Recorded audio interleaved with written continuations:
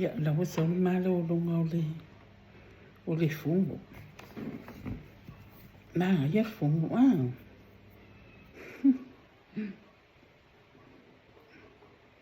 o ka le kele o maka upo. O mia ka ke fia kara moa ko ye wingen fungo. Ia ai o le fo I kele me fia fai.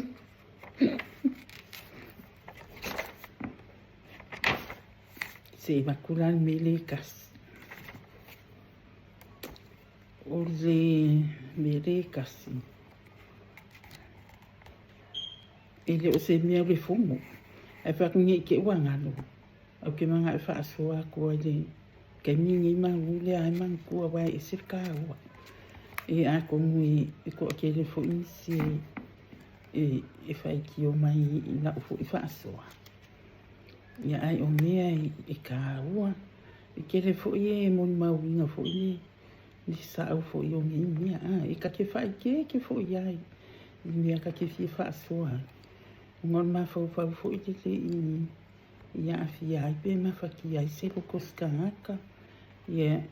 I ka ai seisi. Ia ma whaki o inga mai e fo I au. Ia I la ki la ro popole vai nga whaki o inga wa. Ai I ke lele au ma.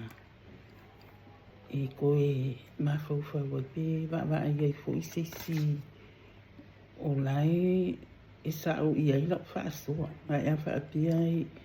o ke whaasua aku ai le o ele ai I la vea ai. Ia le whaatai fia o ia.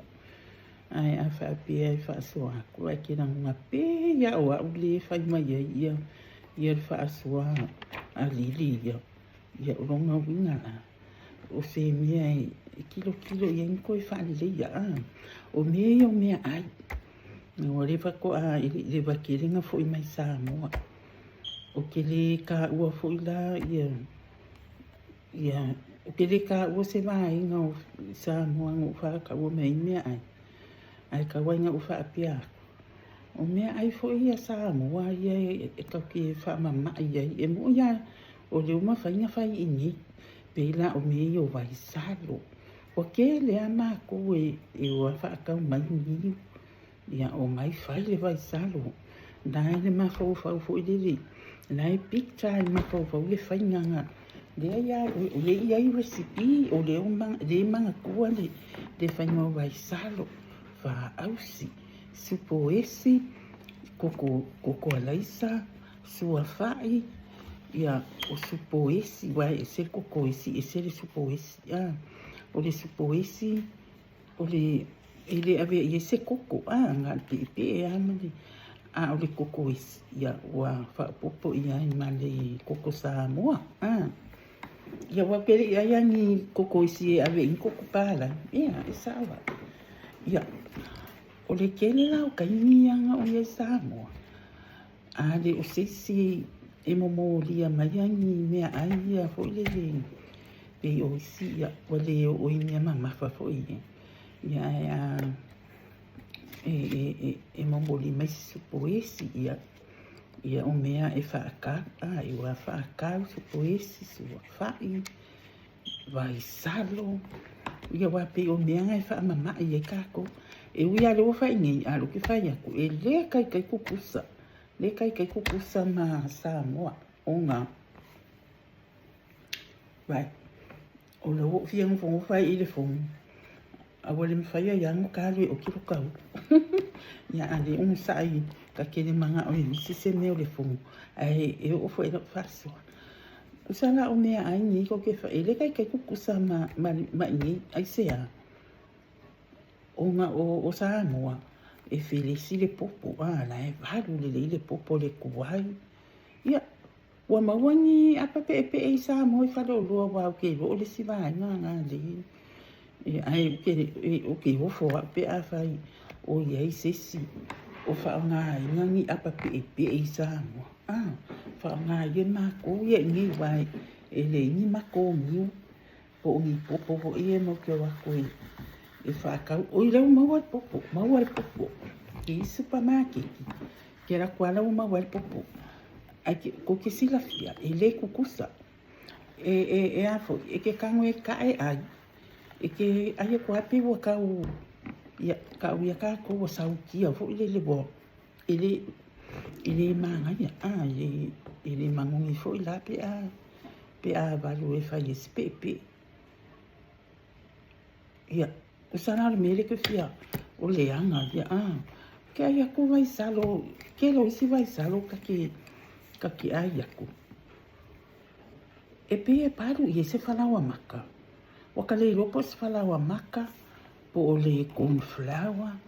na ua paru i wa koko oa ia po o le saiko wa tu mati ia le saiko e mako ele ai ma se mangu e ka ke ai aku e wale ele mangu vai salo wa ka le lopo le an mangu ni lai ma wa ia a fa pe o le maka mai ia si vai ngala ria ka ki musu ka ke fai aku e fai mia le le ai le si ka unga ka bo me ko ngana nga ka o le fai mia le e manga o le kupi ai le fai a fa le ile fa pe o ma ko le wa ku i fa fu ma ko le anga o le ya pa wa le mia ia o la wa ai se vai salo po te ai mo ke lo le ya le vai salo mangongi manga na e fai le popo pe valu kakau pe ia aua foi o mea foi nei o mea foi nei o mea ai fapenga ile au ngale ko foi le ia kasi mea ise ia kamaka o le fie kopo o le si e fie foi le e la ke le manga fa suava yo ke le manga fa ko ia pa le fo ngale wai manga ia fo ile ngui fo ile ki e ka le manga o nie se sipni aso waso wai bela ko ia no ngawina na manga o nie le sipuni e silia ko le ke le o si supo si ai ingi i lo supo si ngo la ko fo sa mo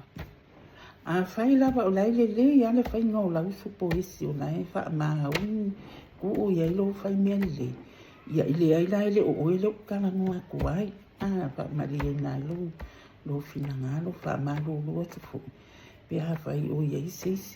o fa ka wonia ani o lo fa lo mai maka wa afia lo fina ngalo ia fa ma lo atu pe ha fai o lo fa ma oni lava o ia le fai nga o au ta mafana ai o le o te tala no fa pikoa koa ia la ko ia wa o isi foi penga maka mai o le wa pe wa avea le alumia ma me wa wa ke ia wale o ko le pe o me sa ye o pe o fa kala pilo nga fa ia pe o se me nga o ye lo kana ngoa i me la ia me ai fa pia e le kai minga mako ia ke le mawhaia o le avaku ngā se kuru. Ai o ke iloa, a whai ngā e ka o mawhai fo i koe ngā mea ai whapea. I se mea sa i malanga ia ronga winga la, a le o le vai ngā lea i unga le ka o mawhai lea ngā sao lea fo i la kukana ngoa koe o ronga winga. Ronga winga o le ka ngā kāri kaspea. O le lu au. O ka vai o a e faia ulu au i o ke ka mawhai lava ia umai fo ulu au ia o ai lava le lu au pe o le lu au le sa o ai le sa moa o lo o tama ia a komu e whaapeangi e lava ka ngaka ia o lo ka maa o le pes fai lu au a ngā ia le ia awa o toia i ina ia o ngā vai kau a komu o maua lai maua si o le ngā kupuranga ngi ia le oko ngai koia inga yaso ia le oko fua moa e la puku fu ile ai ngā kui aku pa mai le lo ma yo lo ai le skama i mea la ki ya ko ki api o la muko ke le la muko le ke le o le mea ka o le oko fua mo o longa manga yanga wai ali umana e umana ka lu wale le ki a ka manga au moa ia ko e mai si lu o la ukana ngua na ne fa ia ku le lu au le ngo ai o ka ke ofo fa le i nei ka haka lo ke fa ia ni ko nga fa ka mene mai ke o le mia e ka kala ku le lu au o ka e la le lau au le e pe ia fi ia le lau au e ka ke fiu e le moku e ka ke wakale lua po se lau au po se lau fau po se lau fua e ka fiu e ai le ai se pe le se pe wanga o le lau fa mo le fai le ia mea ai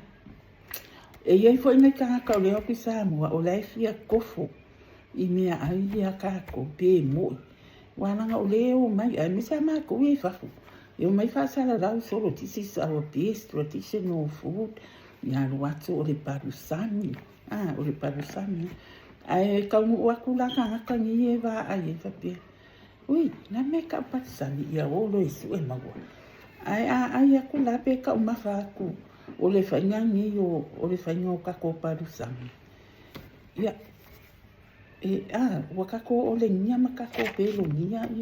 ia le mamaru o le lalo la. Fai whaalele, kako ka umafa. O me fo la le wo loa ngi. O walo ke whaakau pia ko ala Samoa.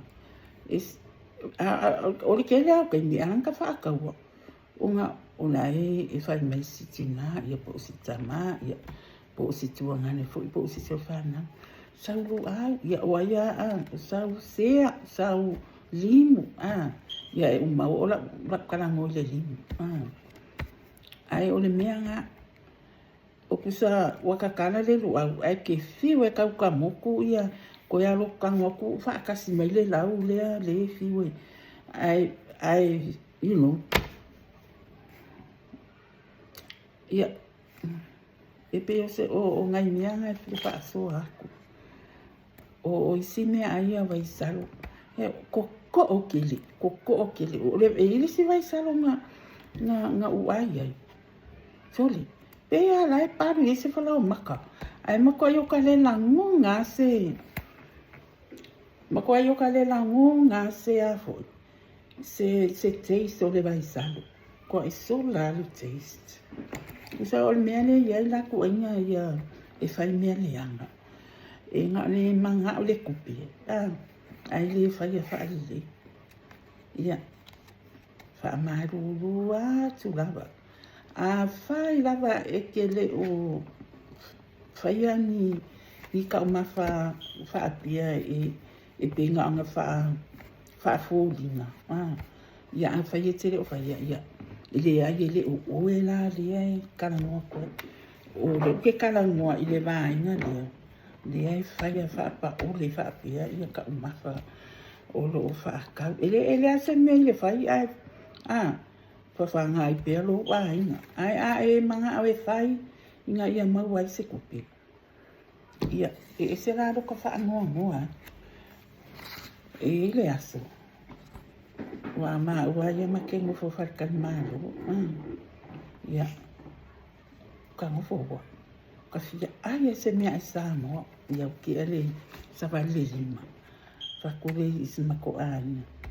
se o sa ku na ka le ma ki vai le pinga le ko ni ki tu ai ku ma ka le ma ki vai me pe mo meska se ka fa di fo ia ai se fa di fo ia pā wanga, ma le ai tuna, ai ke ua sau, ai sau ma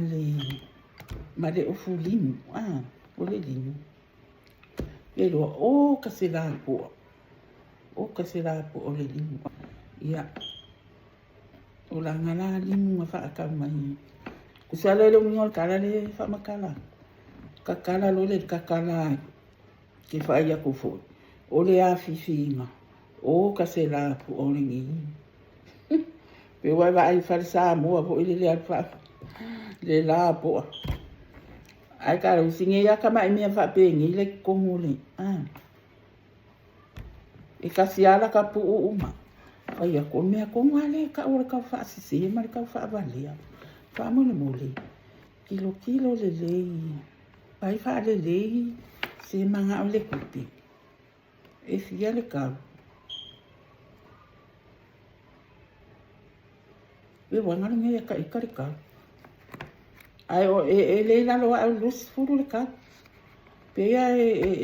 lusu li ma ko furu ka la ka le mango ya nga fa ka mai ya skoina mai ya lo fa si lo ma ko o si tina ne sa fa ka ya tina po ta mai ya e fa mama no fa pe e ma ke lo fa ya o ko e wa ko kilo ko te ya o ko yo o nai mātua ia se fo ia o sa o fo ila ko maki ai mari li e fai fa le a fa pera ki fa pe nga o sa nga fi ia e fa ka wa ai o pe ka fa se e fo le pe ka fa va le o ba lo ko sa vi fo o le ka fa ya ku se o lai pu le ai e fa ka e le fo mo na sa ma lo ia ka lo sia o la sa fai se la ko mia ka mafa o le lunch ia o le lunch ka uma fai e lato ia ka uma fai le ka usami le mai pe a fa pe fai se la ko sala ki pakeka ai fa malo le ka no me fa sala pakeka ia a fa pe o le meat fai se la ko lamb chops fo ngai le salami le sosi mangoni ia e fa kele le fuala ia a fa yo fa longo mai po fa po ma ua mai si le pare mini ia ringi lai vai ko lunch nga ko ke so nga causa sami o ka ki lo aku fo i sui le pare mini uma pe wa ka vengi vai ana fa yo pisio o la ko le sa fa fai nga ruenga le ofisa wa ka ule kerengi kai mi vo e o ai pe o ni sa fai ma o fai fa ko anga me va pena ka lo fai ngai ya ule pole pa wal mea o ngai le o ngai sa o le fai tiunga ai o se kala fo la ki lo ku ya kasi ana ma ya o na tamali ni sa kile fo ila ko ke ni sa ngai yoi fai no la fa ko ya ke ni wa ese tu langa wa fa mo ia le atu no ni i pela so finga ia minista o sui langa o fo ni ska lango ia bo ke le ale ke ni ia bo sa fa i le fa ki no mo la ko ki se vanga ni ke ni o la o ya se ko i se a wale ko kusa vai ke ni ai le tu la i mai i ko finga fa minista sa ngai doi uma ki mo ya o se viro pu nga a fa pe ke ko mango se sika ma fa kelo o le pes vai salo anga nga o ai sa mo ele o ka usanga la ngi o misi sole o ka fifa ya ku i ro ka ni se vai salo a ole kaini ba ngare o si ma ko e ras mai dele le epiciales que chonga sa kulika ni e fai ole ka maka o si vai ngol fu ya ni sa fi wa i pen ko si la i foi i si a ubilo wo posta ko le last 2 weeks since I came back kele me nga fe wa ya nga ko sa fa mo ni nga fo ya ngai fare kan malo o rento mea o manga o ia sa spena le kupi e fa pe ai nga fe wa i vale o la nga fe wa i ngo kupi ia ma fa ma ia nai fo ia ni se mo fo nga sa ma fa nya ma ko o ia ai ke le an singo fo nga sa mo ai o ia wale la vale kan ia o nisi fo no fo nga wale ka o mane va se vito sa o fo ia i si fo i ke minga nga o fo sa mo ki fa pe na o ma ko fa ko ia flo i la ko pisins ko yo aku fo ia ko fa solo fo la ia vai na ngai ani ngai ai pe o ni ka ni o le kala o le fia kala mo ako o me yo me ai fai fa le o le simaka o ko ke lo la o le kala mo nga o le ka ko ma kiki e ia nga ya o fa so o ke fia fa so ko e nga ka ko ma kiki fo le sa va la ma tango fia le ma kiki ai ke le uru fare komu o ka se maka ngofi ai pela o la fa so o ke fia fa so i ko komu o le makiki o le benefito o me o yo ke fia fa so ai le la fa so ko ai e le lei mo ka ko yo ku fa fo ai piko sili nga le lei I mean i tourist ai piko sili nga le mo le au fai pisini sile lo ke renting ia le la ke li singa kongo makiki o menga ala nga fia o ye sa kala ngoa e le skala ngoa fo e fai tio se kala ngoa fo le fa atu pun manatu ia makilo fo ia pe makai li sa o ia fa so ia onga sai mai la ia o la wa pupunga mai le koko sa mo le fa se ia la ku le fa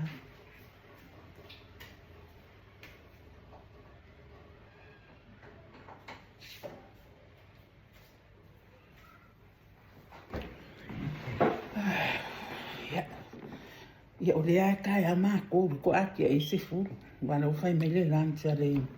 e maloa ia ko fa solo pe maka